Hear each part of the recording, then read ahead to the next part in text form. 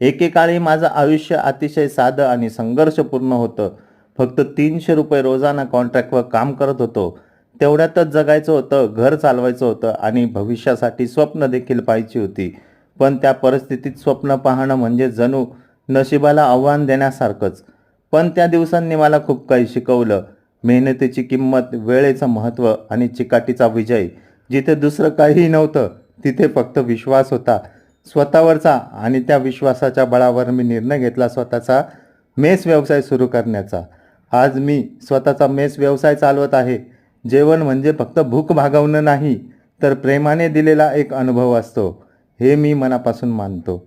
सुरुवातीला अडचणी आल्या, आर्थिक समस्या होत्या, पण ग्राहकांनी दिलेला प्रतिसाद आणि माझ्या मेहनतीचं फळ हळूहळू मिळत गेलं. आज माझ्या मेसमध्ये दररोज अनेक लोक जेवतात. माझं जेवण त्यांच्यासाठी केवळ अन्न नसून घरगुती चव असलेला एक प्रेमळ अनुभव आहे. हा प्रवास सोपा नव्हता, पण प्रत्येक अडथळा पार करताना मी एक नवीन गोष्ट शिकलो, आणि हार मानणं हे पर्यायच नव्हता. आज मागे वळून पाहतो तेव्हा वाटतं, हो, काहीही शक्य आहे. फक्त गरज आहे ती स्वप्न पाहण्याची आणि स्वप्नांसाठी झगडण्याची.